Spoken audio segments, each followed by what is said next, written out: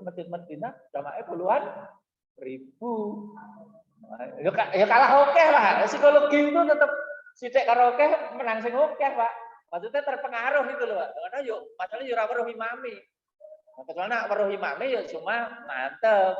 Allah Akbar kan bisa dikira rukuk, bisa dikira sujud lah ora weruh masalah. Sing bener barang melu dadi keliru.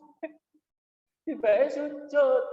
Bar kuwi Allahu Akbar, madeg meneh dikira etidal sebenarnya bacaannya diteruske. Wah, ada kecelek wah tiba. Sebagian ya rada cekikian juga. Karena jenenge wong akeh. Itu 2 kali Jumat berikutnya juga begitu, Pak. Kecelek meneh, akeh sing kecelek meneh. Ngopo kok do kecelek? Lah jamaah wis anyar meneh. Nah, kalau di Madinah kan hanya 8 hari loh. Kalau jamaah haji itu belum pulang kan. Ya mending Madinah, maksudnya jamaahnya ganti terus itu loh, Pak. Kan ana sing teko, ana sing bali, ana sing teko, lah kan jamaahnya anyar meneh, ora ngerti meneh. Itu 2 Jumatan itu saya ketemu pemandangan seperti itu. Dikira rukuk tibae sujud. Ya kalau asli jamaah situ mungkin harus paham. Nah, kalau jamaah haji kan sesekali aja di situ, bukan tiap hari di situ maksudnya. Makanya kalau kita jadi imam, misalnya ngajak sujud tilawah, kalau ketemu ayat sajdah yang minimal pemberitahuan dulu ben orang salah paham. Nah, orang salah paham kan iso tadi Pak, selegense itu orang sing memahami sujud, orang sing memahami rukuk, sehingga orang kompak. Ya khawatirnya malah ana sing batal Pak, lah guyu cekakaan. Utawa malah haro-haro. Iki salat model anyar piye to iki? Dikira salat model anyar. Ana sing sujud, ana sing rukuk. Tetapi itu loh Pak, kalau misalnya kita baca Al-Alaq itu kan ayat terakhir kan ayat sajdah itu. Wasjud waqtarib. Wasjud waqtarib itu kan ayat sajdah. Dianjurkan sujud tilawah. Tapi nak makmume ora dikek ngerti sik, kepyoh to Pak. Kepyoh maksudnya ya kacau. Golek sunat tapi kacau. Makanya kalau mau dicoba sosialisasi dulu dikai pemahaman dulu diumumke. Pak, mengke kula mau surat Al-Alaq ayat terakhir mungkin sujud tilawah ya, demot-demot nggih, beritahuan sih paling enggak. Kuwi wae ora dijamin paham kabeh, sing bingung didilu ya enek. Kan ya urung mesti kabeh paham. Apa meneh ora ana pemberitahuan maca-maca Allahu Akbar langsung sujud. Makmume kan rukuk. Imamnya dikira malah sih kali. Nah, itu kalau tidak ngaji bareng, kepiah itu nanti Pak. Makanya saya kalau jajal sujud tilawah itu tidak berani saya. Khawatirnya dia nak paham, anak orang. Kecuali nak rutin ngimami di situ jamaah paham ya orang masalah. Tapi kalau ngimami sesekali gaya ngajak sujud tilawah makmume kepiah, ya itu dipertimbangkan. Ya walaupun sunnah, tapi kan juga melihat kesiapan jamaah. Begitu ya. Kalau disebut sholat fajar, maksudnya sholat subuh. Kalau disebut sholat sunat fajar, maksudnya qobliyah subuh. Tentu kalau kita sholat qobliyah subuh, ya sudah manjing subuh. Manjing, lebu. Nah, durung manjing, kita masih bisa sholat malam. Sholat malam ya, qiyamul lail. Sholat malam itu apa? Ya bisa tahajud, bisa witir. Ya, pokoknya 2 itulah sholat malam itu.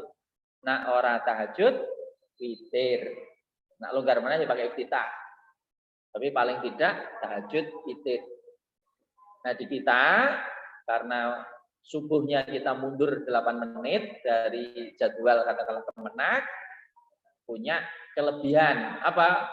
Sing urung sempat witir iso witir karena jane waktu 8 menit go witir 3 rakaat nyandak.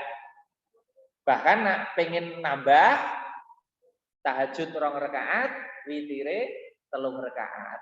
Itu tahajude entuk witire entuk.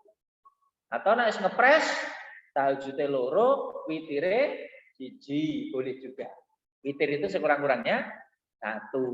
Jadi kan wis termasuk menegakkan qiyamul lail. Menegakkan qiyamul lail walaupun versi ringkes. Sithik maksudnya. Karena kalau standar Nabi 11 rakaat atau 13 rakaat tambah iftitah. Tapi itu tidak harus.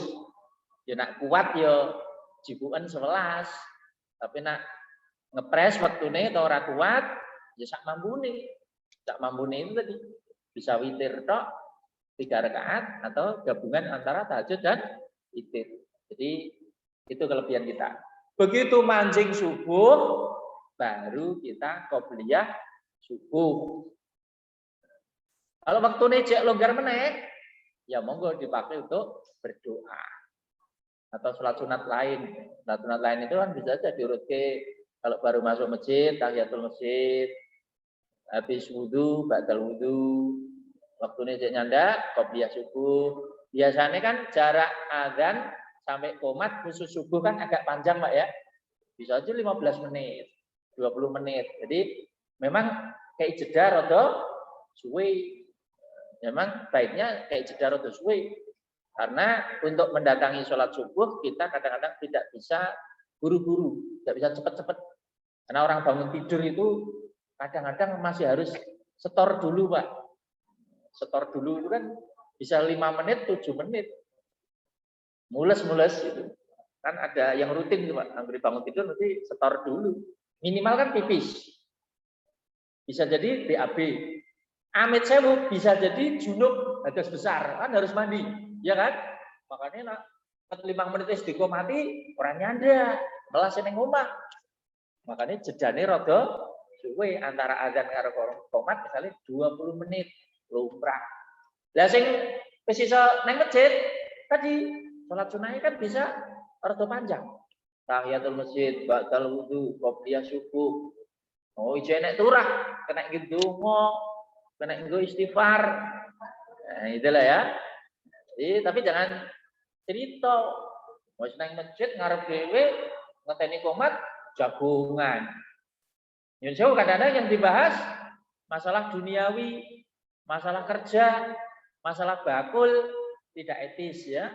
Wis mlebu masjid ngenteni sholat malah cerita ngalor ngidul.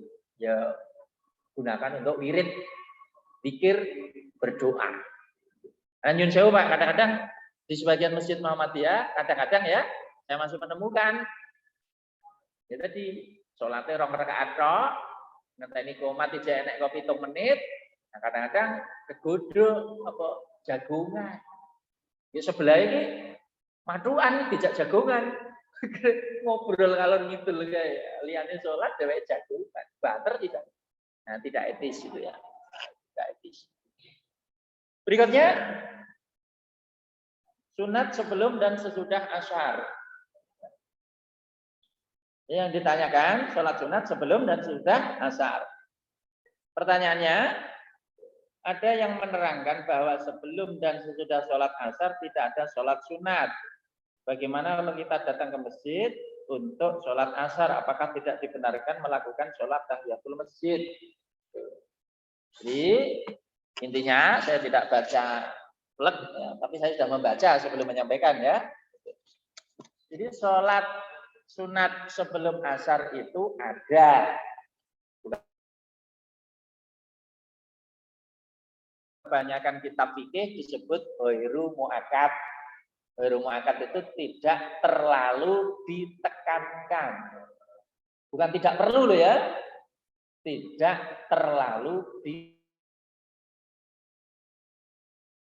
ditekankan. Ditekankan itu cara dorongnya tenanan. Kalau ghairu muakkad itu didorong ning ora pati kuat gitu loh. Ya, artinya kalau kita mau sebelum sholat asar, sholat sunat qobliyah misalnya 2 rakaat, ya ada, ya sunat. Cuman tidak terlalu didorong. Tidak seperti misalnya qobliyah zuhur, ba'diyah zuhur, ba'diyah maghrib. Tapi kalau yang sebelum asar kurang ditekankan. Hanya tidak terlalu, bukan tidak ada, bukan tidak sunat. Nah, adapun setelah asar Kalau setelah asar memang aslinya loh ya, tidak ada sunnah ba'diyah asar aslinya. Yang ada qobliyah. Setelah asar tidak ada ba'diyah asar. Dan juga ada larangan secara umum sholat sunat setelah asar secara umum. Namun demikian, larangan itu tidak hatman. Hatman itu pasti. Larangannya tidak keras maksudnya. Dalam kondisi tertentu, hanya yang ada sebab-sebab tertentu, sholat setelah asar juga boleh. Misalnya, sholat jenazah. Sholat jenazah itu karena ada sebab. Ya walaupun kalau kita pilih sebelum asar ya lebih apa ya? Mungkin lebih mantap ya. Tapi setelah asar pun sebenarnya boleh. Tapi tentu sebagian orang minimal orang pati mantap. Makanya memang nyandak ya sebelum asar. Hanya kalau misalnya ada jenazah mau disolatkan di masjid, kalau memang sebelum asar sudah siap, yang penting sholatnya sebelum asar. Paling enggak semua sepakat gitu loh Pak. Tapi kalau misalnya asar dulu setelah itu baru menyolatkan, ya tidak dilarang. Kalau paham tarjih seperti itu, hanya boleh-boleh saja. Nah, termasuk di sini yang boleh dan pernah dilakukan Nabi adalah mengqadha sholat sunat setelah asar. Di sini ada dua hadis yang ditampilkan. Yang pertama yang diqadha adalah sholat sunat ba'da zuhur. Yang kedua yang diqadha adalah sholat sunat qobliyah asar. Tapi ada sebab. Sebabnya apa? Bisa karena lupa, bisa karena kesibukan. Karena kesibukan. Jadi di sini dibawakan dua hadis ya. Yang pertama pernah Nabi mengqadha sholat ba'da zuhur. Ba'da zuhur kan muakkadah ya. Kenapa tidak bisa dikerjakan waktu itu? Karena Nabi sibuk melayani urusan dengan orang dari Bani Abdul Qais. Dibuat sibuk oleh mereka, melayani tamu. Nanti kelalen ora kober sholat ba'da zuhur. Akhirnya bareng asar Nabi longgar. Terus longgar. Nah, di saat itu Nabi sholat 2 rakaat. Tentu ada yang penasaran, orang sing teko, sholat apa kuwi?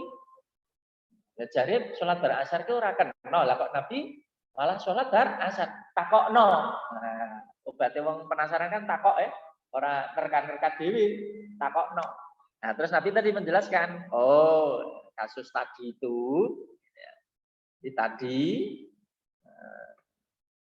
ada kasus di mana Nabi kedatangan tamu sehingga tersibukkan ya oleh melayani tamu itu sehingga tidak sempat melakukan sholat itu sehingga Nabi sempatnya baru setelah asar. Riwayat yang satunya cerita sebelum asar. Jadi di sini bisa disimpulkan, nak nganti diqadha itu berarti ya biasa dikerjakan.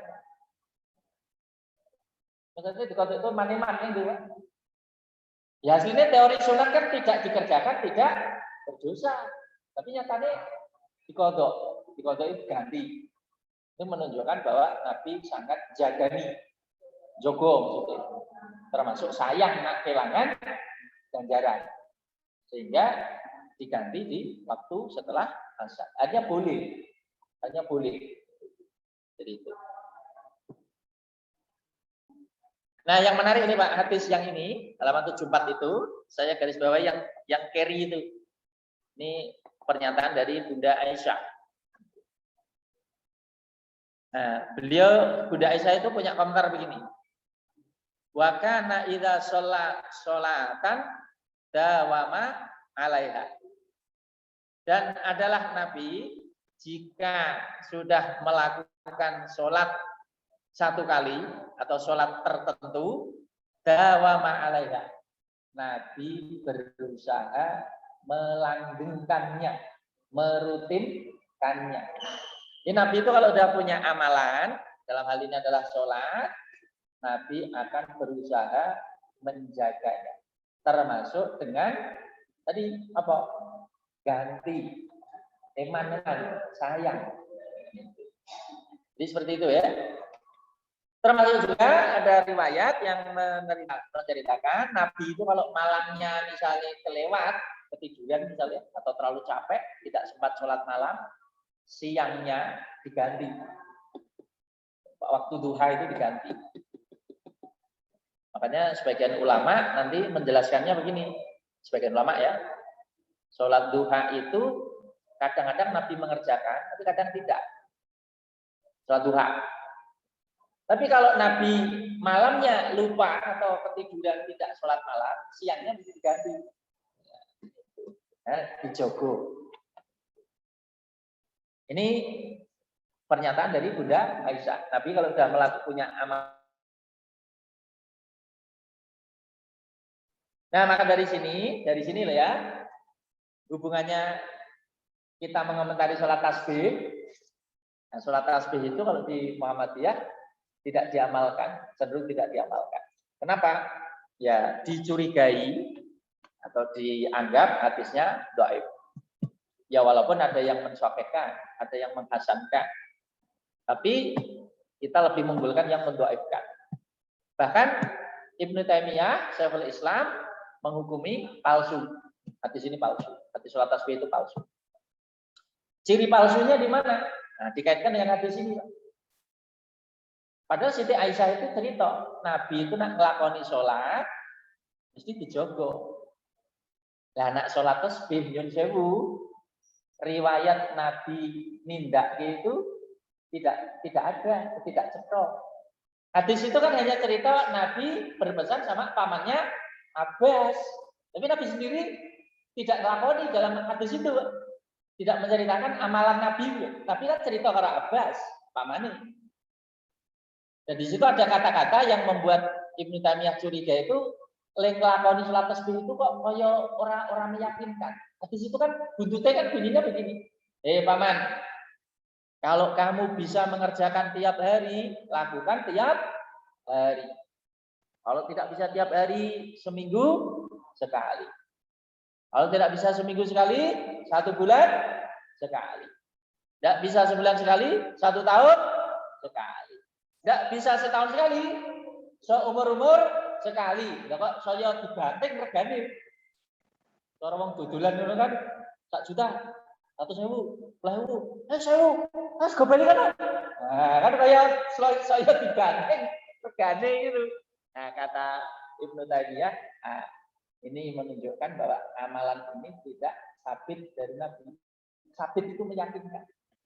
Coba kalau Nabi terbiasa melakukan sholat tasbih, hadisnya mesti Bunda Aisyah mesti ngerti istri ini kok. Apa misalnya pendak dino nglakoni, jelas istrinya ngerti. Sholat duha saja yang tidak tiap hari dikerjakan saja istrinya ngerti ya. Ya kan? Nah, iya. Termasuk tadi, wong nglakoni sholat kok sedino minggu sesasi. Nah, ini kurang meyakinkan. Sementara sholat yang sahih dari Nabi, polanya, waktunya mesti jelas. Nah, kapan sholat tahajud? Tiap malam. Kapan witir? Tiap malam. Kapan duha? Tiap duha. Kapan ba'dal wudu? Ya setelah wudu. Kapan tahiyatul masjid? Ya setiap masuk. Polanya itu jelas. Kapan sholat gerhana? Ya nenek gerhana. Kapan sholat Id? Ya pendak siji Syawal kan 10 Dzulhijjah. Genah kan? Nah, tapi kalau sholat tasbih tadi, kuat sedino lakoni. Orang kuat seminggu bisa. Orang kuat sasi pisan. Orang kuat setahun pisan. Kapan nih? Pokoknya setahun pisan. Sholat seumur-umur pisan. Itu dikritik atau dicurigai. Itu ciri kepalsuan hadis itu.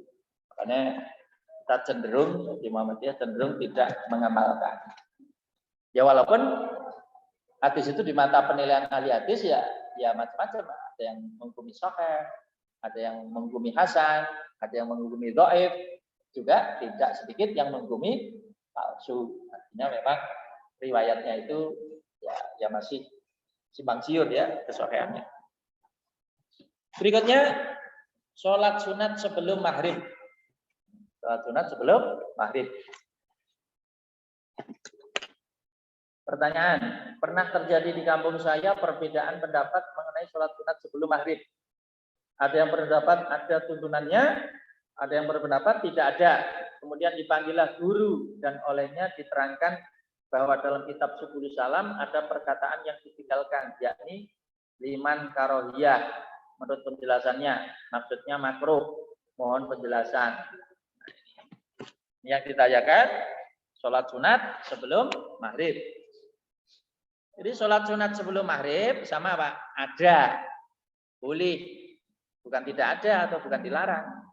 Cuman lagi-lagi tadi Pak, tidak muakkadah, tidak ditekankan, hanya boleh. Hadis yang menunjukkan boleh yang mana? Yang ini. Hadis Imam Muslim, sahabat cerita, kunna nusolli ala atin Nabi sallallahu alaihi wasallam rak'atain ba'da hurufis syams qabla sholatil maghrib. Faqultu lahu akana Rasulullah sallallahu shallahuma qala kana yarana nusallihima walam ya'muruna walam yanhana. Rawahu Muslim. Jadi kata Anas perawi hadis ini, kami para sahabat Nabi mengerjakan sholat di masa Nabi 2 rakaat setelah terbenam matahari sebelum melakukan sholat maghrib. Maka aku, perawi yang lain, Mukhtar bin Bulbul, bertanya kepada Anas, apakah Nabi sendiri melakukan? Anas menjawab, Nabi melihat kami, tetapi beliau tidak melarang dan tidak menyuruh. Berarti netral.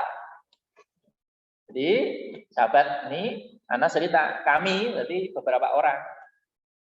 Biasa, kalau sudah matahari terbenam, sudah masuk maghrib, sudah adzan maghrib, kami sholat 2 rakaat sebelum sholat maghrib. Nah, terus ada perawi lain tanya, sahabat lain tanya, dan Nabi sendiri melakukan tidak? Dijawab, secara tidak langsung ya tidak, tapi melihat kami, tapi beliau tidak melarang, juga tidak menyuruh, dibiarkan. Nah, ini dalam ilmu hadis disebut sunnah takrir. Takrir itu ditetapkan, dipahami bahwa itu boleh. Kalau dilarang tentu dilarang, tapi juga tidak disuruh, berarti boleh. Boleh di sini bisa juga dipahami sunat, tetapi tidak muakkadah, tidak ditekankan. Nah, hadis yang kedua mengoreksi pertanyaan tadi. Yang dimaksud itu bukan kata-kata liman karohiyah, tapi liman sa'a karohiyatan ayat taqidahan nas sunnatan. Maksudnya bukan dipahami hukum makruh. Makruhnya itu atau kurang disukainya itu kalau dilakukan terus-menerus, diajeki. Jadi sholat sunat sebelum maghrib itu boleh dikerjakan sesekali, tetapi kalau terus-menerus karohiyatan, kurang disukai kalau dijadikan terus-menerus. Artinya kadang dilakukan, kadang ditinggalkan. Jadi khusus ya sesekali kita kerjakan, di lain kali tidak mengerjakan. Tapi kalau tahiyatul masjid beda lagi Pak. Ini yang dimaksud ini qobliyah maghrib. Artinya kalau jenengan maghrib datang ke masjid dari rumah itu anjurannya sudah bersuci, wis rapi. Jadi nyun sewu, kita tekankan di sini kalau kita mau ke masjid, usahakan dari rumah sudah rapi, termasuk sudah wudu. Jangan sengaja Pak. Hanya jangan jadikan kebiasaan maksudnya. Saka omah kadang ya urung sikatan, kadang sarung ijek dislampreke geger, mangkat urung wudu barang. Mangkat. Bahkan niat BL sekalian nang masjid. Itu kalau dijadikan kebiasaan ya kurang bagus. Kurang bagus. Yang dituntunkan Nabi kita itu orang dari rumah itu sudah bersuci, wis rapi, wis bersuci, wis planting, wangi, rapi, tidak neng masjid. Mlebu masjid ya siap sholat. Jangan sampai di masjid tadi cek kepikiran gosok gigi, cek kepikiran nengguri, cek kepikiran wudhu, kurang maksimal. Nah, karena posisi kita dari rumah sudah rapi, sudah wudhu, masuk masjid, mesti pertama kali tahiyatul masjid sebelum kita duduk. Tuntunannya begitu. Bukan qobliyah maghrib. Setelah kita tahiyatul masjid, misalnya waktu ini nyanda, sesekali tadi qobliyah maghrib, sesekali. Misal nyanda meneh, ya monggo. Aku mau baru wudhu, sholat badal wudhu, ya monggo. Atau sholat sunat mutlak, ya monggo. Tapi kalau diniatkan qobliyah maghrib, tadi ya, sesekali dikerjakan, sesekali tidak dikerjakan. Yang dimaksudkan kurang disukai itu kalau dijadikan sunat terus menerus, rutin dipraktekin. Tapi kadang-kadang nyun sewu, ada juga sebagian masjid yang dalam petik ini ya, apa ekstrim juga itu ya. Buat azan langsung komat, ada juga. Sebagian masjid yang dari buat azan khusus maghrib ya, begitu rampung azan langsung komat. Seolah-olah tidak memberi kesempatan ada orang yang misalnya mau sholat sunat tadi. Tahiyatul masjid, menurut saya juga kurang bijak lah. Berkomat langsung, berazan langsung komat. Karena fungsi azan itu undang-undang sholat, undang-undang. Logikanya ngundang kok ditinggal. Ya cara jenengan sopir angkot kan undang-undang. Ya tidak bijaknya di situ, Pak. Jenenge undang-undang, lah wong urung teko kok ditinggal mlayu.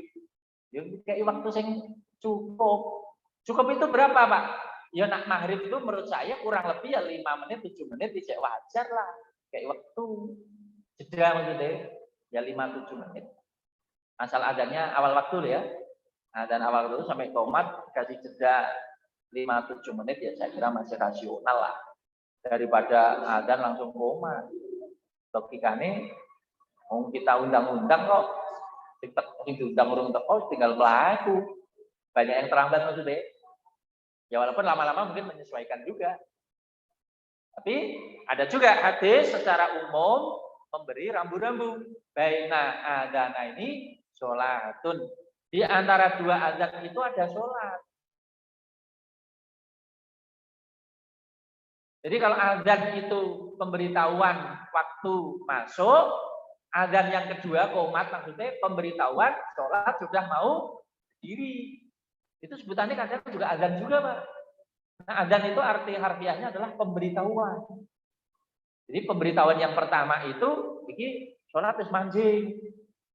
Pemberitahuan yang kedua, sholat wis arep dimulai. Jadi qomat itu kadang-kadang disebut juga adzan. Makanya kalau jenengan mendengar istilah ada adzan 1, adzan 2, adzan 3 di sholat Jumat, maksudnya tadi adzan 1 itu ya adzan pertama, adzan kedua ya adzan kedua, maksudnya adzan ketiga itu qomat. Jadi qomat itu kadang-kadang disebut juga adzan. Cuman kalau di kita disebut adzan ya rada kepiah gitu ya. Adzan mana itu? Nah, qomat itu kan betul gitu ya. Tapi kalau dalam bahasa hadis kadang-kadang adzan juga. Baina adzana ini sholatun. Di antara dua adzan ada sholat sunnahnya. Maksudnya sudah langsung dikomati. Sebaiknya. Nah, jedanya ya yang wajar tadi ya. Ya secara umum Pak, jeda adzan qomat itu secara umum ya 5-7 menit itu saya kira wajar. Tapi kalau subuh agak panjang lagi. Misalnya 15 menit atau bahkan 20 menit. Rodawan titik orang masalah. Rodawan titik orang masalah. Ya paling enggak 15 menit. Kenapa tadi? Ngei kesempatan orang bangun tidur itu tadi yang mau ke belakang ya cukup, yang mandi dulu ya cukup. Termasuk perjalanan dari rumah ke masjid. Oh yang sholat yang lain tadi 5-7 menit cukup. Tapi jangan nyun sewu tidak punya patokan, Mbak. Nah, sekarang rata-rata sudah ada jadwal digital. Kan muni wayahe qomat. Bagus juga. Termasuk misalnya ini komat kurang 2 menit. Orang yang masuk itu juga punya pegangan. Oh, cek 2 menit, tak ada sholat tahiyatul masjid, cek nyanda ini. Kan bisa mira-mira dulu. Dan disiplin. Tapi kalau tidak ada kedisiplinan, wong ragu-ragu, Pak. Aku Pak sholat sunat ojo-ojo sar komat. Aku ngadeg tak enteni, lah kok ora komat. Ya kan enggak punya pegangan itu namanya. Bahkan ada juga yang coba masjid yang wis 20 menit ki ora ono kepastian. Iki jadi sholat ora to? Kok ora dikomati, Mas? Imame urung ketok. Berarti imame iki kadang 5 menit teko, kadang 7 menit teko. Lah nek tergantung imame, makmume resah, Pak. Ya saya butuh kepastian nih. Maksudnya nak mampir neng dalan gitu loh, Pak. Ini kan melanjutkan perjalanan terus ditanya ora komat-komat. Kok Pak mboten dikomati, Pak. Imame dari ketina, Mas. Datang pundi? Nggih, mboten mesti dinteni. Akhirnya kalau tak salah riyen komat dhewe. Begitu untuk sak rakaat komat anu lho, ya. Makanya di masjid-masjid kita, di Masjid Muhammadiyah ya saya kira disiplin itu penting, ada kepastian penting. Nah, itu dipasang jadwal itu jarak 7 menit, ya konsisten 7 menit, tidak jamaah punya pegangan. Oh, kalau kayak 7 menit lebih koma. Termasuk kurang-kurang menit lagi. Oh, cek 3 menit, kalau berarti aku sholat cek nyanda, wani salah. Kok kurang setengah menit mungkin, wah ora nyanda iki, wis tak ngenteni we, karo ngadeg karo wirid misale. Imam juga tadi harus konsisten juga. Bedanya 7 menit loh, aja sengaja ngeri-ngeri. Kadang-kadang kan ada imam yang enggak jelas juga. Tekone tak geleme, tak kobre. Begitu dikomati, merasa dheweke ditinggal, diseneni, ngawur aku urung teko wis dikomati. Lah makmume keresak. Nah, jadi kita latihan tertib. Masjid Muhammadiyah tertib. Sholat adzannya tepat waktu, awal waktu, komati tertib. Standarnya jelas. Standar jelas maksudnya ojo sampe ora jelas. Potong imam ini kecepatan. Sehingga orang itu ngadake tepat waktu. Nah, nyun sewu Pak, sebagian masjid nyun sewu kalau saya amati kadang-kadang ada 35 kalau kemenak kalau tidak salah ya. Kalau Muhammadiyah mundur lagi 8 menit. Tapi kadang-kadang sebagian orang papat seperapat itu resah, Pak. Ya ini kok dia terus papat seperapat bareng kok. Biasanya jam 4. Biasa nih. Akhirnya kadang-kadang muadzin disok-sok. Ndak dia nih. Dereng mancing, Mbah. Papat selawe masa urung mancing. Urung percaya kok. Jadwalnya 35. Terus ini setengah 6 jam petang apa ya? Ono ora dudu kadang-kadang. Ingat kita. Jadi kalau di kita masjid-masjid itu ya kena ikut contoh, kena kepatuhan. Orang kecepatan ya orang kelambatan standar. Terutama subuh. Aja pengen sholat ya kurang 10 menit diadani. Karena ada sebagian orang yang krungu adzan itu langsung sholat. Nah, urung mancing melas. Urung mancing krungu adzan langsung sholat dikira mancing. Terus tindakan. Padahal asli ini urung mancing. Meli tanggung jawab bukan adanya. Berikutnya kunut witir. Pertanyaannya, adakah doa kunut dalam sholat witir itu khusus di dalam sholat malam bulan Ramadan? Kan kunut witir. Kunut witir termasuk perkara yang diperselisihkan hukumnya. Kalau mazhab Hanafi, kunut witir itu ada sepanjang tahun. Jadi pendak witir itu kalau orang pengikut mazhab Hanafi, kunut mereka kunutnya nak witir, mazhab Hanafi. Tapi nak subuh ora. Mazhab Hanafi itu gitu. Nak witir kunut, nak subuh ora. Tapi kalau mazhab Syafi'i, kunut witir itu hanya di separuh bulan Ramadan. Ramadan malam 16 ya. Pengikut mazhab Syafi'i itu kunut, sholat witir. Tapi di luar itu tidak kunut witir. Mereka kunutnya kalau subuh. Itu variasi pengamalan. Kalau mazhab Maliki beda lagi. Mazhab Maliki itu kunut subuh ning leng lakoni kunut sadurunge rukuk. Ora bar rukuk. Kalau mazhab Syafi'i kan bar rukuk. Nah, kalau mazhab Maliki kunutnya itu sebelum rukuk. Jadi begitu maca suratan rambung tidak rukuk dulu. Tambahi kunut, tambahi donga. Dongane ya sesuai kebutuhan. Makanya bacaannya lama, atau sholatnya lama. Bukan hanya Al-Quran yang dibaca, tetapi juga membaca doa kunut. Madzhab Malik. Nah, madzhab Hambali kunut witir ya tidak, kunut subuh ya tidak. Nah, ini yang nanti yang mirip Muhammadiyah atau yang dipegang Muhammadiyah. Muhammadiyah itu ya, kunut witir ya tidak, kunut subuh ya tidak. Yang diamalkan hanya kunut nazilah. Kunut nazilah itu kunut yang dilakukan ketika terjadi musibah, bencana, peristiwa yang menggetarkan, atau peristiwa yang membuat mungkin kita perlu prihatin dan sebagainya. Itu namanya kunut nazilah. Kunut nazilah tidak hanya sholat subuh, dilakukan di semua sholat 5 waktu. Bacaannya tidak ada bacaan yang tertentu dari Nabi. Baca ini, baca ini. Kalau yang Allah Mahdini Faman Hadait itu sebenarnya bacaan kunut untuk sholat witir. Hadisnya itu bicara kunut witir. Itu pun riwayatnya, kesohihannya ya masih dipertanyakan. Sehingga bacaan kunut juga tidak tertentu. Ya walaupun ada riwayat dari Khalifah Umar baca ini. Tapi kalau yang dari Nabi, diantaranya tadi ada yang diajarkan kepada Hasan Husain, itu kunut yang Allah Mahdini itu. Nah di luar itu kalau kunut nazilah, ya bacaannya menyesuaikan kondisi. Sing disuwun apa?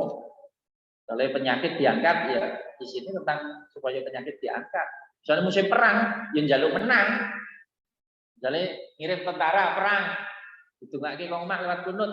Isinya apa? Yang jaluk menang. Supaya orang kafir dihancurkan dan sebagainya. Jadi kondisional, situasional. Itu ya kunut witir. Nah berikutnya juga pertanyaannya kunut subuh. Sekalian yang kita menjelaskan. Jadi sama ya untuk kunut subuh dalam penilaian majelis tarjih ya, hadisnya tidak kuat. Ya ada, tapi tidak kuat. Juga di samping itu kunut juga dipahami secara bahasa itu artinya qanitan lillah itu artinya orang yang tunduk patuh kepada Allah. Kunut juga bisa berarti ayat tulul qiyam. Tulul qiyam itu apa? Lama berdiri, lama membaca. Jadi kalau kita sholat subuh lama berdiri itu sebenarnya jenengan sudah kunut gitu Pak. Kunut secara bahasa. Jadi kalau ada hadis, ayu sholati afdal, sholat yang terbaik itu yang seperti apa Nabi? Nabi menjawab, tulul kunut. Ayat tulul qiyam. Sholat sing paling utama yaitu sholat sing dawa kunute. Maksudnya dawa kunute di situ apa? Dawa baca ani. Jadi misalnya jenengan sholat subuh, kok macane suratan dawa, sebenarnya jenengan itu sudah kunut. Kunut dari segi apa? Bahasa. Jadi hadis yang mengatakan, yang dipegang kelompok yang menyunahkan kunut subuh dengan doa tertentu itu Allahumma itu, sebenarnya bisa juga dipahami maksudnya itu, kan hadis yang dipakai kan begini ya. Mazala Rasulullah SAW yaknutu fil fajri hatta faraqat dunya. Rasulullah senantiasa yaknut berkunut di waktu subuh sampai meninggal dunia. Hadis riwayat Baihaqi, bukan Bukhari, bukan Muslim, bukan kutub 6, tapi kitab yang levelnya sudah agak jauh masuk Baihaqi. Jadi menurut riwayat ini katanya Rasulullah senantiasa berkunut dalam sholat subuh sampai meninggal dunia. Berarti terus-menerus. Nah, sebenarnya yaknutu di sini bisa juga dipahami maksudnya Rasulullah itu selalu memanjangkan bacaan di waktu subuh sampai meninggal dunia.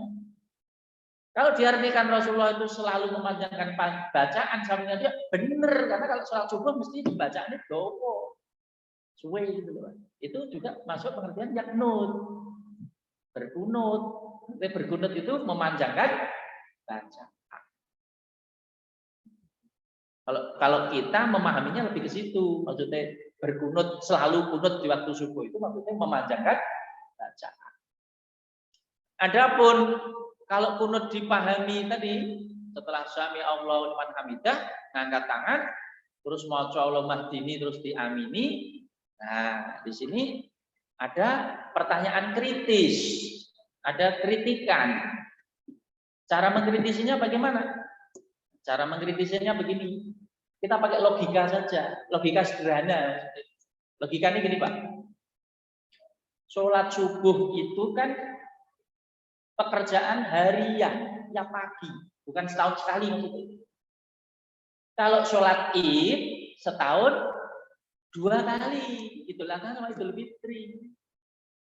Sehingga sholat Id kok berita 5, ya kan? Ini kode 6, ini kode 7, termasuk tangannya diangkat atau ora. Kok ada perbedaan? Wajar. Kenapa? Lah setahun sholat tinju kok. Hanya kesempatan untuk mengawasi itu terbatas. Dan jadi kan pengen ngamati sholat Id kan ngenteni tahun ngarep tuh, Pak. Misalnya ya sholat Id ini pramelu misalnya, lah pengen ketemu meneh, ngenteni tahun ngarep. Maksudnya peluang untuk ngamati itu kecil. Sholat Id setahun mung pindho. Nah sekarang sholat subuh jam 10. Tiap pagi. Ya karek melu jamaah ora. Logikanya ini loh Pak. Kalau jenengan itu selalu ikut jamaah tiap pagi, terus krungu Nabi ndonga, ya ini logikane jamaah ngerti kabeh. Beritane mutawatir. Mutawatir itu apa? Yo, wong akeh do weruh, do ngerti, salat subuh pendak dino, tur ya sing jamaah ya banyak. Pendak dino ngono, mosok ora do ngerti. Nah, gitu lah, Pak. Padahal fakta loh di kalangan sahabat, kalangan ulama, pahami beda-beda. Sing kene ngomong sing kene ngomong enek tapi sesasi tok. Lho kok seling surup? Seling surup itu nyelik gence. Sehingga kita ambil kemungkinan yang lebih meyakinkan. Apa kemungkinan itu? Ya tadi kemungkinan itu. Rasulullah itu berkunut hanya 1 bulan. Setelah 1 bulan, lereng, bar, wis ora meneh. Karena wis lereng, wajar Pak, ana sing weruh, ana sing ora. Gitu Pak. Tapi nak terus-menerus nglakoni sampai meninggal, dungo terus itu Pak. Nah, secara logika, terutama madzhab Hanafi ya, madzhab Hanafi jelas membantah. Kunut subuh itu sudah mansuh, sudah habis, sudah selesai, dan tidak ada lagi. Sudah ditutup. Bar kuwi wis ora enek. Itu madzhab Hanafi, sudah mansuh. Madzhab Hambali sama. Kunut subuh sudah tidak ada. Adanya kunut tersilah. Nah, 2 madzhab, Syafi'i sama Maliki, mungkin di Maliki ada tapi milih sebelum rukuk. Syafi'i ada, milih setelah rukuk. Tapi tidak. Khilafiyahnya di situ. Jadi kalau misalnya tarjih mengunggulkan tidak melakukan karena tadi dianggap beritanya kurang meyakinkan. Kalau memang tiap pagi selalu begitu. Buktinya apa? Tadi kenapa beritanya tidak mutawatir? Mutawatir itu maksudnya didelok wong akeh, diriwayati wong akeh sehingga kemungkinan silang pendapat kecil. Logikanya ini lah. Rasulullah maca doa iftitah Abu Hurairah ngerti, Pak. Padahal saya tanya, doa iftitah diwaca banter apa bidik-bidik? Bisik-bisik kan? Allahu Akbar, Allahu Akbar. Bidik-bidik. Kuwi Abu Hurairah weruh. Weruhe maksudnya teka. Nabi. Kaji nyuwun pirsa. Jenengan itu nak bar takbir os napa to Nabi? Oh, kowe pengen ngerti? Aku maca iki. Lho, doa iftitah sing diwaca bidik-bidik wae diriwayatke Bukhari. Diriwayatke Muslim. Nah, sekarang kalau kunut subuh tadi diwaca banter, kan banter begitu kan? Kalau mati ini amin, sampai terusnya amin, banter. Makmume oke. Pertanyaan nih, ora do.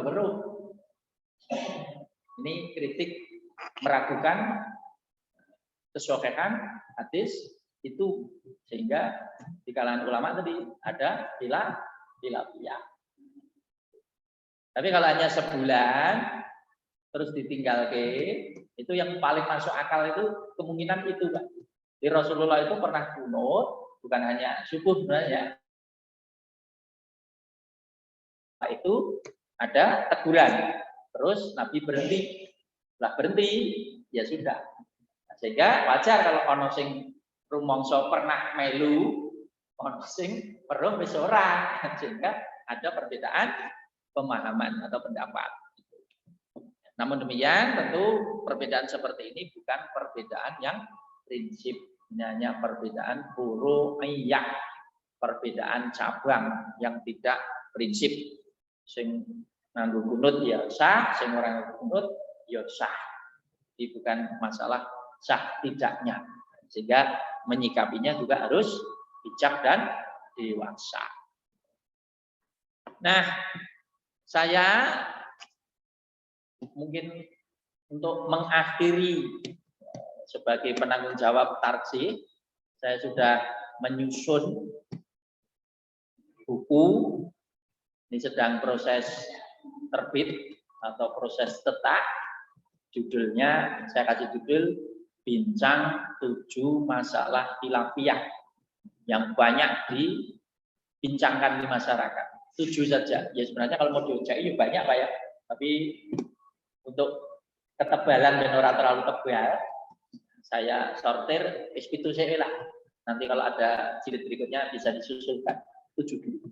Nah 7 dulu itu yang banyak dibincangkan di tengah masyarakat, di antaranya ya tadi pembahasan kunut subuh.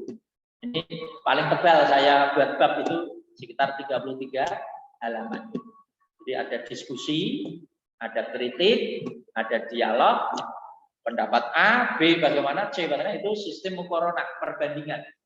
Ya tentu kita tetap mengikuti atau mengunggulkan yang diunggulkan tarjih, tetapi bentuknya adalah bentuk muqaranah atau perbandingan. Ya nanti kurang lebih ya tebalnya sekitar 200 halaman. Ya mungkin segini juga Pak. Ini kalau sudah terbit, rencana saya juga itu untuk kenang-kenangan juga dari saya, bagian dari sedekah jariyah dengan ilmu.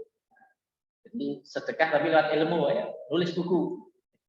Nah, nanti kita cetak, kita distribusikan ke cabang ranting, dan kalau ada kesempatan kita bahas, kita bedah. Tapi bawa bukunya dan seterusnya muqaranah.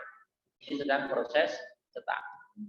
Tapi saya juga menjagani nama saya dan tidak punya kesan jelek.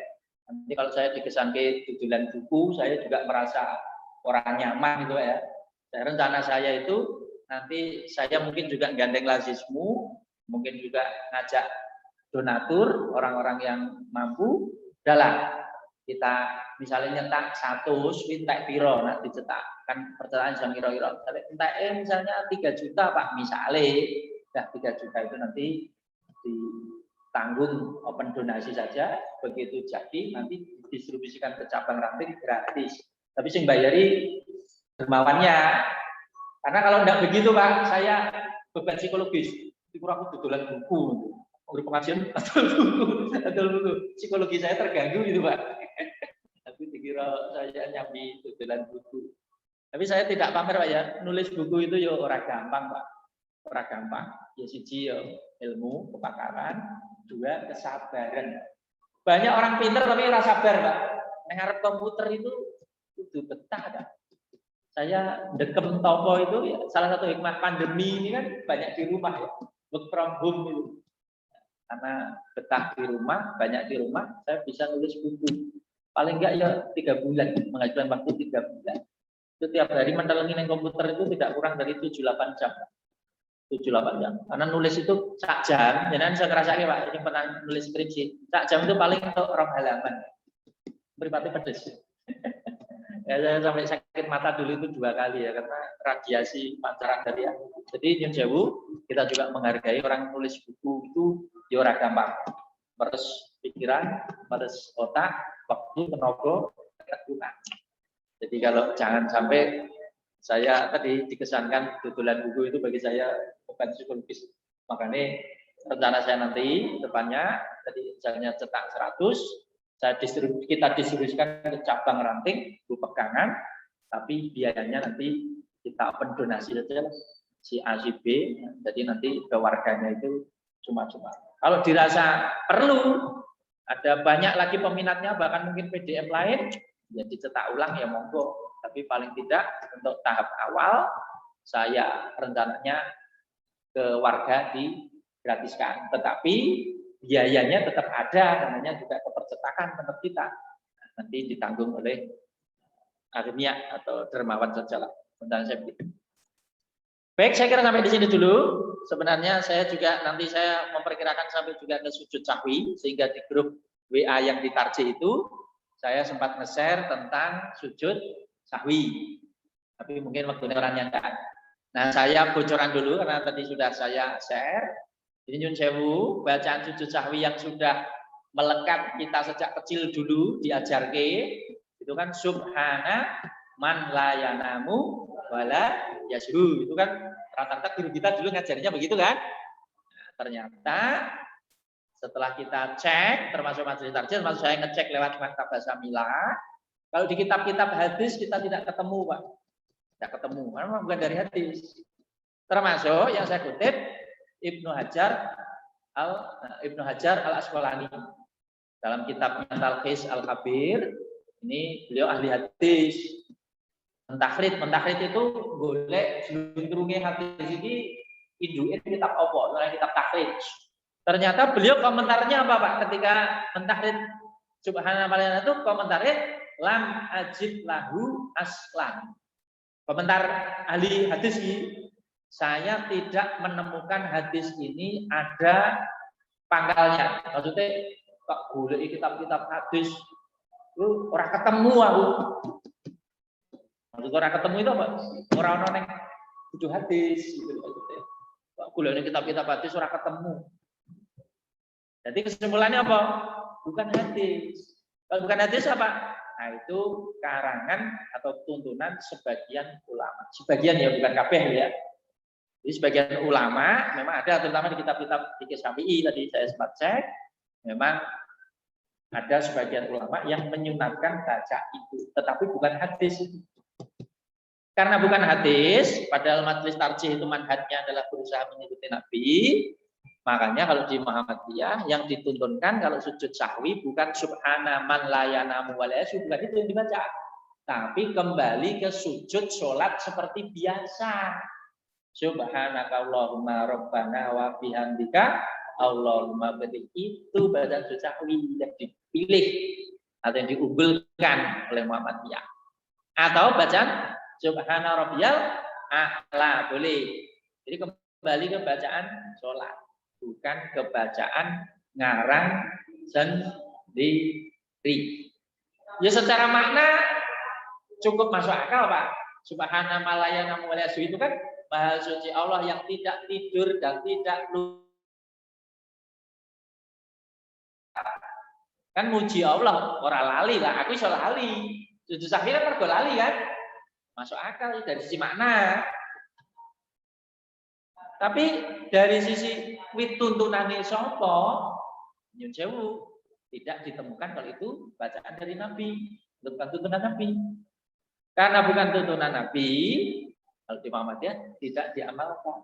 Yang diamalkan yang tuntunan Nabi. Karena tidak ada spesifik bicara bacaan tertentu dalam sujud sahwi, akhirnya waktu baliknya bacaan sujud sing lumrah lain, bacaan sujud lumrah sholat. Jadi subhanakallahumma rabbana wa bihamdika Allahumma firli atau subhana rabbiyal a'la. bar kuwi sujud 2 kali terus salah. Nah, ini kita masih mengamalkan yang itu. Nah, terutama nyun sewu, guru-guru agama yang ngajar di sekolah Muhammadiyah. Ini kita tekankan ini. Dan sampai yang diajarkan itu tidak sweater C. Yang sweater C, kalau bacaan sujud sahwi, subhanakallahumma rabbana yang tidak Allah. Pokoknya kalau bacaan sholat agama di lingkungan Muhammadiyah juga mestinya wajib mengikuti pengajian tafsir termasuk mendalami ini supaya diajarkan itu selaras dengan paham. Saya kira ini ya. Baik, kalau masih ada sekitar mungkin 10 menit, 15 menit. Kalau ada yang mau bertanya, terutama yang mungkin dari Zoom dulu saya dahulukan. Baru nanti kalau dari sana misalnya sana 2, sini 2, saya kira cukup. Mungkin kalau perlu dipandu, mungkin ada yang mau tanya langsung.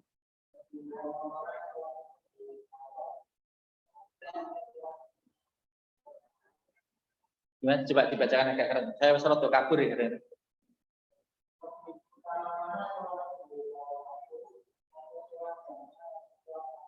Enggak. Oke ya. Ini lewat chat ada pertanyaan, lebih utama mana sholat sendiri tapi di awal waktu atau sholat berjamaah tapi telat waktu?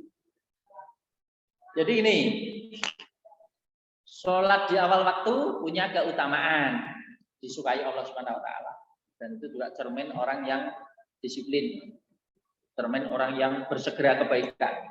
Tapi sendirian, nah saya ini sendirian. Sementara berjamaah punya kelebihan juga, 27 derajat, 25 derajat dalam hadis lain. Tapi rada telat atau tidak awal waktu. Ya kalau sholat fardu ya, kalau sholat fardu kalau memang pilihannya itu ya tetap masih utama sholat berjamaah. Masih utama sholat berjamaah secara umum. Secara umum. Tapi kalau mungkin yang bertanya ini khusus ibu-ibu, gimana kalau jamaahnya di masjid agak jauh, saya wanita muda, nanti beda lagi jawabannya.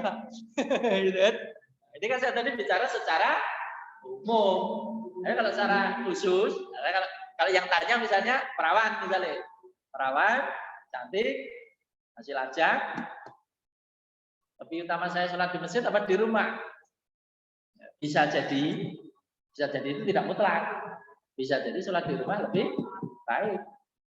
Ya mungkin tapi tetap diusahakan berjamaah dengan siapa? Ya mungkin ada orang lain di rumah itu yang masih mahramnya atau sesama perempuan yang tidak ke masjid dengan adiknya atau kakaknya atau ibunya. Yang jelas secara umum ya kita usahakan kalau mencari yang utama ya, yo di awal waktu, yo berjamaah. Di awal waktu ya berjamaah tanpa harus mengurangi salah satu. Termasuk kalau misalnya mau ke masjid, kalau wanita atau ibu-ibu, salah satu yang harus dipastikan tadi aman dari fitnah. Aman dari fitnah. Termasuk keamanannya terjaga. Nah, tidak digoda, tidak tergoda, tidak menggoda. Nah, terutama yang masih muda, cantik. Jadi kalau misalnya secara umum ya aman, apalagi sama suaminya, sama mahramnya, ke masjid bareng-bareng ya aman. Artinya silakan jamaah di masjid. Atau kadang-kadang nanggung itu contohnya gini. Suami istri wis tuwa, anaknya wis mentas kabeh, maksudnya wis berumah tangga sendiri, karena suami istri.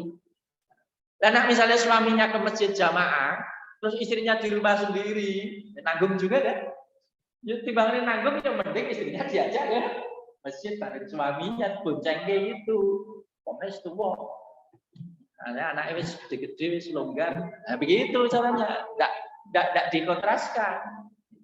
Tapi kalau kasusnya tadi Pak, anaknya cilik-cilik, ono bayi barang, bapaknya misalnya ke masjid, ibunya ada di rumah, monggo, anaknya cilik-cilik, maksudnya ono sing jogo.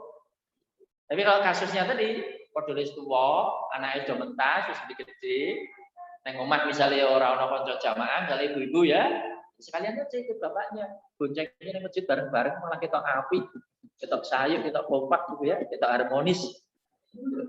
Jadi gitu. Jadi memang kadang-kadang jawabannya tidak langsung tes gitu ya, kondisional. Lihat orangnya juga. Tidak bisa dipukul rata. Nah tadi ibu-ibu pun juga tadi ada yang anaknya banyak, ada yang sedikit, ada yang anaknya masih kecil, ada anaknya sudah besar. Bahkan ada yang anaknya bahasanya Jawa itu mentas kabeh. Mentas itu omah-omah kabeh. Omah itu karo wong loro tok, suami istri. Ini orang kompak malah waduh ya. Bapak Islam di masjid, masjid Islam di rumah. Yang penting di masjid baru. Nah, itu mencari yang lebih utama. Ada lagi mas yang dari chat atau langsung? Ya, monggo. Mau langsung apa lewat chat? Mau langsung, monggo. Bisa dengar dari sini? Ya, coba. Monggo, kalau bisa langsung.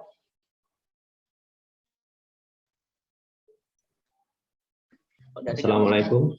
Oh iya, mulai dengar. Ya, monggo. Waalaikumsalam warahmatullahi wabarakatuh. Ya, monggo. Mohon izin Ustaz Ali bertanya ini. Jadi ya, ini studi kasus di Masjid Muhammadiyah kebetulan di Lebak Barat sana. Ada khotib itu datang ke masjid pada waktu sudah masuk atau manjing sholat zuhur. Kemudian beliau itu berniat untuk mau sholat tahiyatul masjid. Namun demikian karena sudah masuk walaupun baru beberapa menit, oleh takmir itu langsung dipersilakan untuk naik mimbar, tidak usah sholat tahiyatul masjid. Nggih, niku menurut panjenengan pripun nih? Nyuwun penjelasan matur nuwun. Assalamualaikum warahmatullahi wabarakatuh. Waalaikumsalam warahmatullahi wabarakatuh. Jadi kalau khotib datang Jumat maksudnya ya, waktu sudah manjing boleh langsung menuju mimbar. Ya tentu koordinasi dengan takmir ya. Apalagi takmir sudah mempersilahkan untuk lanjut. Justru kebiasaan Nabi seperti itu. Cuman kan kalau Nabi rumahnya gandeng masjid, Pak. Rumah Nabi itu kan gandeng masjid. Jadi jangkah dari rumah itu udah masuk masjid. Makanya Nabi itu kalau khutbah Jumat, tadi keluar dari rumah, udah langsung masuk masjid. Langsung menuju mimbar.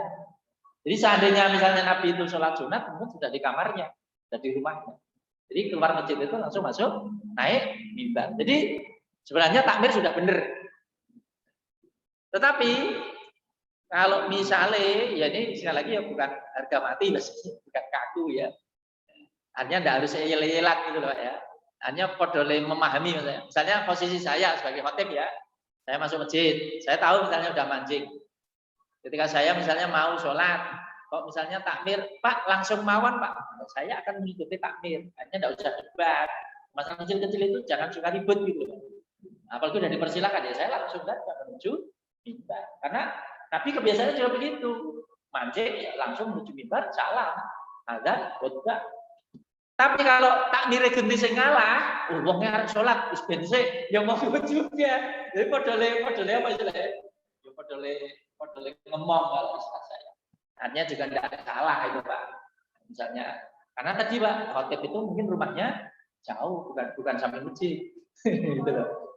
Mungkin rumahnya jauh, dia mungkin juga dia misalnya kan bisa coba mancingnya 12 kurang 1/4 ya memang sudah mancing kadang-kadang tapi mungkin dia berodawan titik lah mungkin juga melihat makmumnya jadi sidik misalnya kan bisa lari kan banyak kan suaya kan tapi makmumnya jadi lari tak sholat sunat saya karena tentang ini bentang gue artinya podole bahasa saya podole ngemong ya. Ngemong itu artinya ya takmir ya bisa ngemong khotib tapi khotib ya juga bisa ngomong takmir. Jadi tenggang ngerasa bijak itu kadang-kadang perlu juga Pak. Jadi kalau saya ngembak misalnya saya yang jadi khotib itu, saya apa-apanya surat telat ya misalnya wis jam 12 kan nah wis manjing tur ya surat telat ya. Mungkin jamaah surat 8 gitu. Khotib wis telat. Ya baiknya khotib itu ya ndang apa perlune. Terus ngerti telat, manjing, jamaah wis resah, malah sholat sunat menurut saya juga kurang bijak. Tapi kalau kasusnya saya datang 12 kurang 1/4, mungkin aslinya memang wis manjing, tapi jamaah cek titik. Artinya saya sholat dulu ya mestinya cek nyandak, yo takmir ya ora usah ngelak, Bila maksudnya langsung mawon. Jamaah ijek sidik. Ya walaupun wis manji. Ya kalau jam 12 ya termasuk kategori awan. Gitu loh. Tapi kalau Jogja saya dulu senengnya ini Pak, rata-rata ketika saya kuliah di Jogja dulu, kaya sono kesepakatan tidak tertulis gitu ya. Dan itu rata-rata itu jam 12 Pak. Saya seneng gitu, kena go patokan. Jadi telat tepora ini rata-rata azan jam 12, hingga kena go patokan. Tapi kalau kita azan Jumat mengikuti jadwal duhur, mulah maleh kan? Mulah maleh maksudnya kadang setengah 12 wis manjing, ya kan? Setengah 12 menjadi 5, setengah 12 menjadi 40, kadang 12 kurang 5. Kalau kita mengikuti jadwal, mulah maleh itu potensi orang semakin terlambat, semakin banyak. Kenapa? Karena kalau orang pulang kantor, biasanya tetap Pak, jam 11 nembe Bali. Nah, pulang kantor kan tetap standar Pak. Anak sekolah kan juga kalau sudah normal ya, ini standar Pak, tapi Bali jam 11. Nah kalau setengah 12 wis diadani, besar kemungkinan dia telat. Nembe teko omah, urung madang, urung adus, bisa ada. Bisa jadi kalau dia tak adus sih, tak madang sih, telat. Tapi nek ora madang ora adus, ora khusuk, wis ngelek, ora adus bisa. Baru olahraga. Repot juga. Makanya saya lebih suka, kalau saya pribadi lah ya, lebih suka masjid itu punya jadwal rutin. Masjid ini rata-rata ada 12 kurang 5 nembe adzan. Jadi begitu selesai adzan jam 12 mesti khutbah. Jadi keuntungannya apa? Jamaah itu bisa ngukur dhewe nek masjid kono kae jam semene iki urung telat. Kenapa? Iki adzane masjid ini kan 12 kurang 5, acek kan nggo patokan. Iki kurang 10 nyanda. Tapi nyuwun sewu kalau masjid kono kae adane mengikuti jadwal duhur. Lah iki wis telat poro yo mamang, Pak. Kadang-kadang setengah 12 wis diadani. Setengah 12:05 diadani bisa jadi jam 12 kurang 5 malah wis bubar. Dan saya pernah ngalami seperti itu, Pak. Kenapa? Ya tadi mengikuti jadwal sholat. Saya waktu awal-awal di sini kadang-kadang memang kecilik, Pak, karena saya biasanya Jogja jam 12, kebiasaan itu melekat. Jam 12 kan lebih ada. Kadang-kadang jam 12 kurang 10, kadang lebih makan. Awal-awal ya. Oh, kadang-kadang tadi Pak, begitu tekan masjid, wis Assalamualaikum warahmatullahi wabarakatuh. Wis golek masjid beliau, wis komat. Karena tadi ada yang gasi, ada yang gasi. Jadi kalau saya pribadi ya, kalau boleh usul ke takmir ya, saya lebih senang ya masjid itu tadi jam 12 kurang 5 nembe adzan. Sehingga gue khotib ya kena gue pegangan, gue jamaah ya kena pegangan, termasuk aku telat ke orang bisa gue pegang. Tapi kalau jenengan karena mengejar awal waktu, lah awal waktu kadang 11 punjul selawe wis manjing Pak. Mentang-mentang 11 punjul selawe wis manjing langsung diadani. Lah kok jam 12 kurang 10 wis bubar Jumatan. Padahal sebagian masyarakat ngadarke jam 12 bubar. Tekan masjid wis bubar. Jadi kene mangkat kono mulih Pak. Wis makane dalan. Kene mangkat kono mulih. Ya karena tidak memulainya tidak takrim. Tapi dia monggo. Nah, itu kalau saya harapan saya pribadi seperti ini. Monggo. Waalaikumsalam warahmatullahi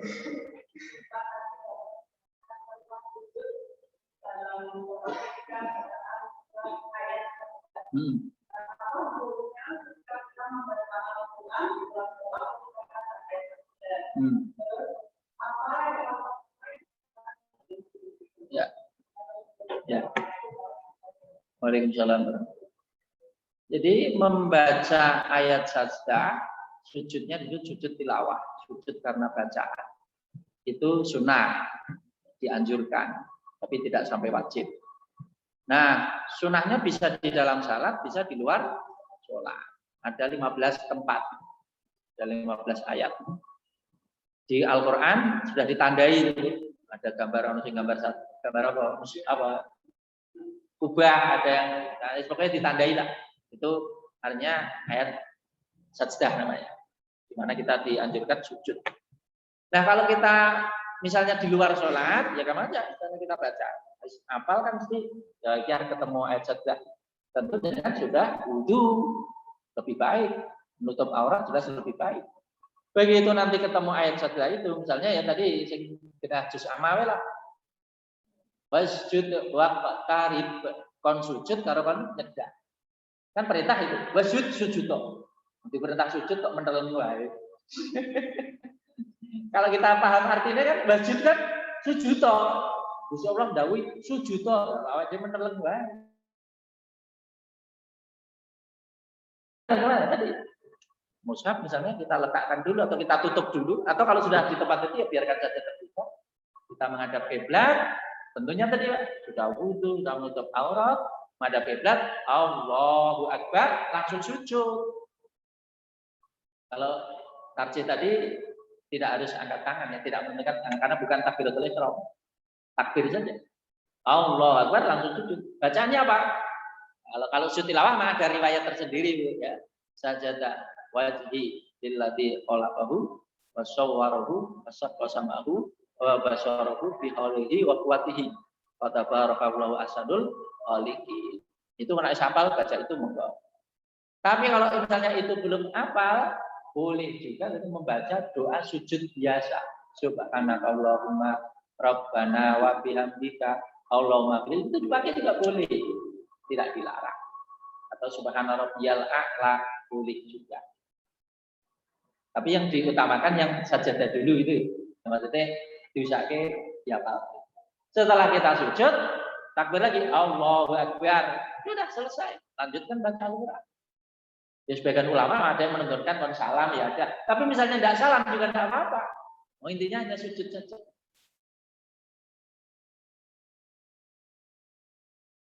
Itu kalau kita di luar sholat. Nah kalau kita pas di dalam sholat, kalau mau niat mau sujud tilawah ya bisa juga. Tapi tadi kalau jenengan jadi imam ya hati-hati. Nak makmumi urung weruh, urung dikai weruh ya aja coba-coba, salat coba-coba. Tapi kalau kita sendirian, kan harus paham. Jadi misalnya kita sholat ya. Kala la tuti wasjud wa tarib. Kita mau sujud tilawah. Allahu Akbar. Itu Allahu Akbar langsung ada. Jadi sujudnya hanya sekali.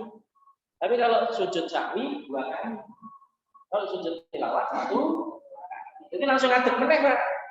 Karena tadi kan sudah selesai kan surah kali kan. Sujud tadi kan yang terakhir kan. Baru kita takbir lagi. Allahu Akbar rukuk. Dan Allah tidak, baru begitu normal lagi. Tapi tadi Pak, kalau kita jadi imam, makmum itu juga perlu kepiok, kalau kepiok dikira sholat modelannya, tuh sujud, nggak kok ngadeg, nggak kok rukuk, nembiliki aku beli sholat nembiliki, jadi perkara itu kan, malah tinggian nanti. Apa benar tadi Pak? Makmumnya oke, orang sing ora weruh, jadi dikira rukuk aja. Tapi kok sujud? Ragu-ragu jadi tolak-tolak, sampai menjadi sujud karena perlu imamnya mending. Kalau makmumnya banyak, kadang-kadang orang perlu. Itu ya? Yang dicat masih ada?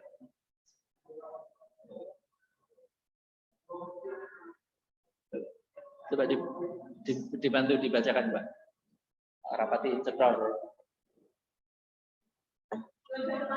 Ya.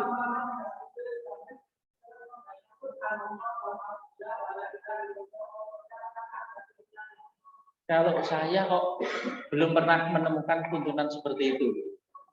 Belum pernah menemukan. Ya, kalau sujud itu ya tadi kalau kita sujud kembali ke sujud sholat dulu. Atau kalau memang ada petunjuk dari Nabi bacaan tertentu ya kita ikuti.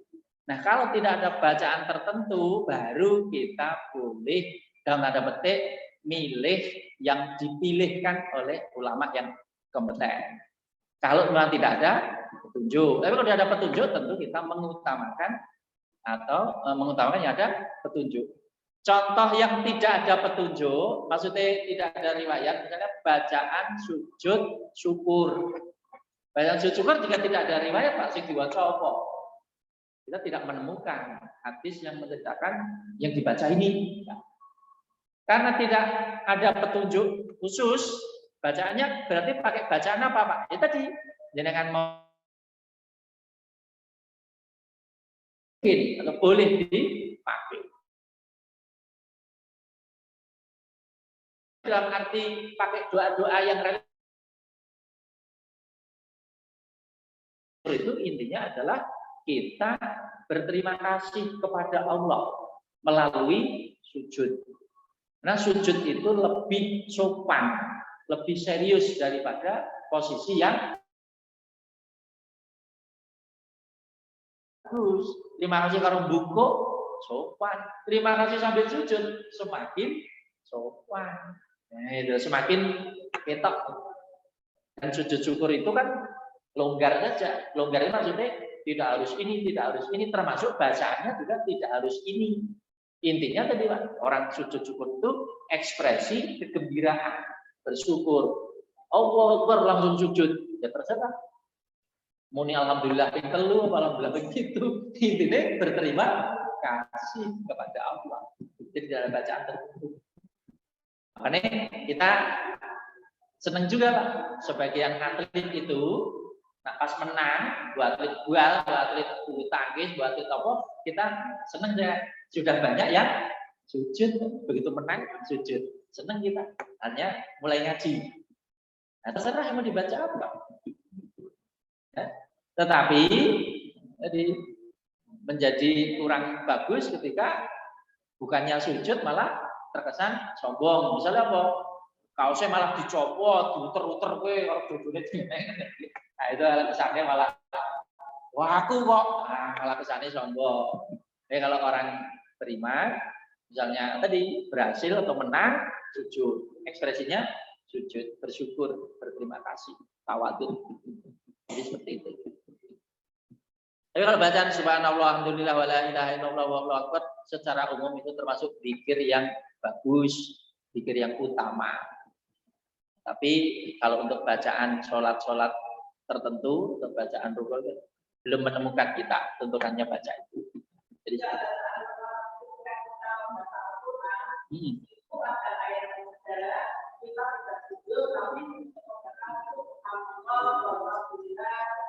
nah, kalau mau baca itu, kalau jenengan ketemu ayat yang menyuruh tasbih.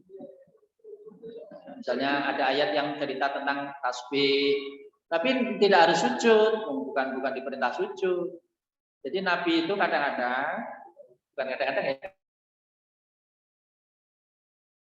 bacaannya itu panjang, lama, tertib, tartil. Kenapa kok lama?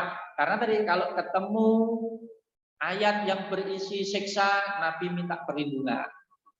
Kalau ketemu ayat yang berisi rahmat, Nabi berhenti sejenak, minta diberi rahmat. Termasuk tasbih ya tasbih. Nah, itu. Jadi kalau kita paham ya, paham bacaan isi Al-Qur'an, mudeng karpe, mudeng artine. Oh, aku kok diperintahkan sujud. Aku kok diperintahkan tasbih. Oh, kok aku kok diperintahkan berlindung dari dosa. Yo minta perlindungan. Aku kok njaluk ngapura, ya njaluk ngapura. Makanya yang kita baca itu ya, fasabbih bihamdi rabbika wastaghfir. Itu karena Nabi kan diprakteknya bacaan do sujud itu. Fasabbih tasbih subhanaka. Bihamdika mujiya Gusti Allah wa bihamdika. Wastaghfir nyuwun ngapura Pak. Allahumma firli. Itu mengamalkan perintah itu. Fasabbih bihamdi rabbika wastaghfir. Terus Nabi mempraktekkan subhanaka Allahumma rabbana wa bihamdika Allahumma firli. Mengamalkan ayat itu. Sabbihisma rabbikal a'la subhana rabbiyal a'la.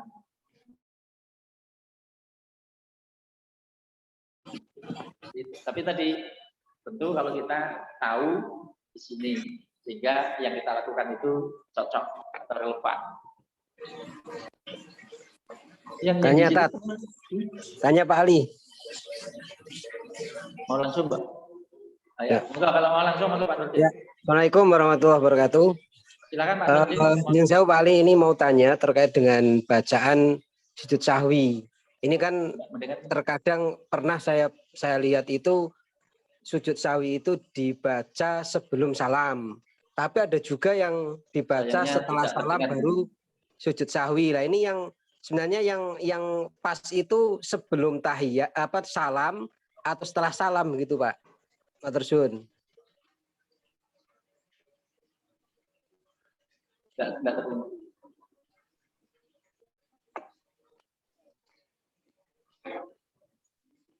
Oke, karena ada gangguan tidak terdengar. Mungkin dari sini kalau ada yang langsung tadi.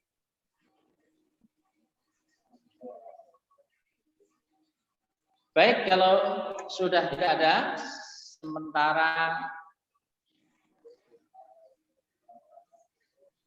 apa ini satu lagi yang situ apa?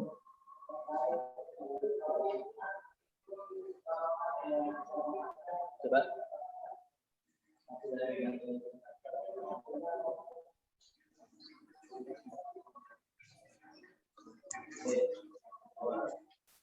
Ya, pertanyaan berikutnya, kalau ada jamaah mendatangi Jumat terlambat, khotib sudah berkhutbah, apa yang dilakukan? Apa langsung duduk, apa langsung sholat dulu? Yang dilakukan adalah sholat dulu, Pak, tapi diperingkas lebih cepat. Jadi kalau kita Jumatan datang ke masjid, imamnya sudah khutbah atau khotibnya sudah berkhutbah, kita sholat tahiyatul masjid dulu, tapi lebih cepat. Setelah itu duduk mengikuti menyimak khutbah. Jadi tidak langsung duduk. Karena zaman Nabi dulu ada hadis yang menceritakan ada sahabat yang ditegur Nabi goro-goro langsung lungguh. Jadi Nabi khutbah, ada sahabat masuk telat langsung lungguh. Nah, Nabi disuruh berdiri, sholat dulu. Sholat dulu. Jadi tidak langsung duduk. Nah, itu. Jadi cukup jelas itu. Tapi karena khutbah juga penting, dia sholatnya juga lebih ringkes. Ringkes tapi standar. Standar itu maksudnya dia orang kecepatan, makanya lebih ringkes terus menyimak. Tapi yang seperti itu jangan diulang lagi. Nah, berulang kali saya terangkan, ukuran orang terlambat atau tidak mendatangi Jumat itu karo khotibe di. Nah, khotibe wis kadung khutbah, salam lah. Berarti jenengan kategori telat. Kalau ancaman telat itu apa? Malaikat sing tukang absen di depan pintu itu bukunya harus ditutup, Pak. Tak tutup. Hanya bawa orang tak hitung. Ora masuk absen. Ya mlebu tapi ora tak hitung. Ya itu saya terapkan kalau saya ngajar kuliah, Pak. Jadi kadang juga ada mahasiswa yang senang telat. Saya kuliah ning absene pausa, ora tak anggap. Apa di dhewe lho, rugi dhewe. Iso kuliah tapi ora dianggap. Nah, saya terinspirasi hadis itu. Hadis itu ya begitu, Pak. Jadi kata Nabi hari Jumat ada malaikat yang duduk di depan pintu, dia akan mencatat siapa yang datang lebih awal sampai khotib naik mimbar. Begitu khotib naik mimbar, malaikatnya akan menutup catatan. Jadi dia ikut menyimak khutbah. Sehingga bisa disimpulkan yang datang setelah itu tadi orang masuk absen, orang masuk presensi. Jadi kita mangkat terus tapi itu nak dibuka ning akhirat kaget. Loh, aku kok Jumat ora tau katut. Lah bila balik kandhani telat terus. Kandhani ukuran telat iki ora kok komat. Ukuran telat itu khotib naik di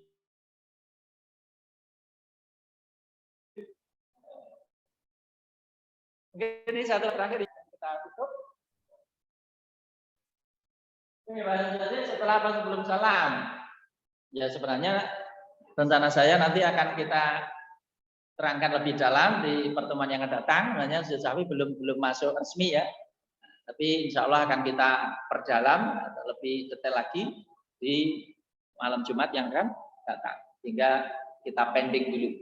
Baik Bapak Ibu yang dirahmati Allah, kita cukupkan sampai di sini dulu. Alhamdulillah malam hari ini ada peningkatan dari sisi tadi bisa mengikuti lewat Zoom juga. Kita harapannya adalah perwakilan ranting-ranting sampai ke ranting dengan PDM itu nyambung, connect gitu ya. Cabang ranting itu dengan PDM itu connect termasuk dalam paham keagamaan. Harapan saya sekarang selaku ketua PDM, tidak lagi ketua takjid gitu ya. Saya mengajak, menghimbau di Muhammadiyah itu ngaji itu termasuk kebutuhan primer. Jangan menganggap ngaji itu kebutuhan nomor sekian. Ngaji itu kebutuhan primer. Jadi level kita itu tidak lagi berkutat ke masalah kebutuhan mendasar. Mendasar itu lebih ngurusi mangan karo ngombe. Level kita saya ajak sudah naik. Level makani intelektual, spiritual. Kita sudah melewati mangan ngombe itu sudah kita lewati. Bukan sudah tidak butuh, sudah terlewati. Artinya kita sekarang sudah berpikir untuk makanan otak, makanan rohani. Apalagi usia-usia sudah 50-60, Pak boleh opo. Nah itu ya. Nah, dari itu jadikan kebiasaan ngaji itu kebutuhan primer walaupun secara online. Sehingga saya harapkan malam Jumat yang datang yang gabung dari ranting cabang, harapan saya semakin banyak. Paling modalnya tambah kuota gitu aja. Gitu ya. Tapi insya Allah Lazismu siap backup menemani kita bersama gitu ya. Karena sekali lagi Pak, sisi tenaga longgar itu bisa diandalkan. Sing sepuh-sepuh itu tugasnya ndongake, dukung, dorong, bantu ngraketi. Sing nom ben sing tandang. Sing sepuh itu mangestoni, restoni, ngragati ngono wae. Kalau saya ya tengah-tengah ya, jembatani sing tua karo sing nom. Usia-usia saya itu tengah-tengah. Saya kira saja. Dan sebagai penutup, saya sampaikan banyak terima kasih atas kerawannya, baik yang gabung lewat Zoom, lewat Facebook, maupun langsung hadir di sini. Dan sebagai penutup, saya juga ingin mengajak kita semua berdoa dan mendoakan. Nah jujur Pak ya, minggu-minggu ini pandemi itu masih cukup menghantui, masih cukup katakanlah ganas. Berita teman kita, saudara kita yang meninggal dipanggil B dulu juga masih sering kita dengar. Termasuk teman saya kemarin, teman kerja juga masih muda, tiba-tiba sudah dipanggil mendahului. Yang kayak gini ini, ya tentu kita masih bisa memberi manfaat buat mereka dengan cara berdoa atau mendoakan.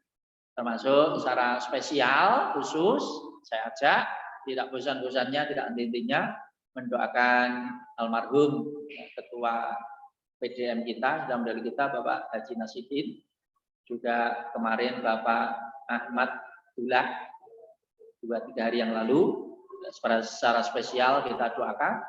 Juga mungkin yang saya mungkin tidak hafal namanya satu persatu, secara umum kaum muslimin muslimat, mukminin mukminat, terkhusus lagi warga persyarikatan kita, insya Allah akan masuk dalam cakupan doa yang kita panjatkan. Jangan khawatir Pak, asal iman Islam kebagian dungo yang kita panjatkan. Yang spesial tadi hanya penekanan saja. Tapi secara umum asal iman Islam tetap kebagian walaupun tidak dicekake satu persatu gitu ya.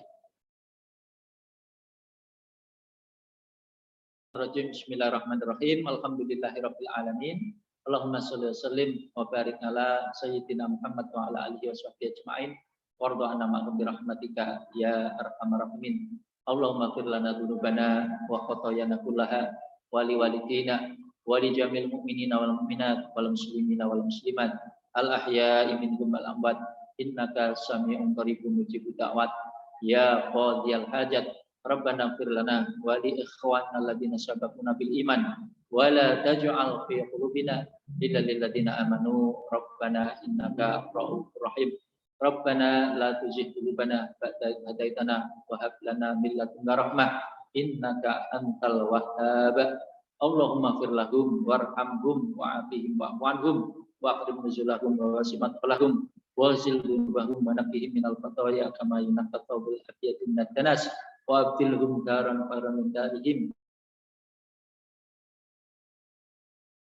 bihim wa'adhum min adzabil qabri wa min adzabin nar wa min fitnatil qabri wa adkhilhum jannata darussalam al abrar ya aziz ya ghaffar ya rabbal alamin.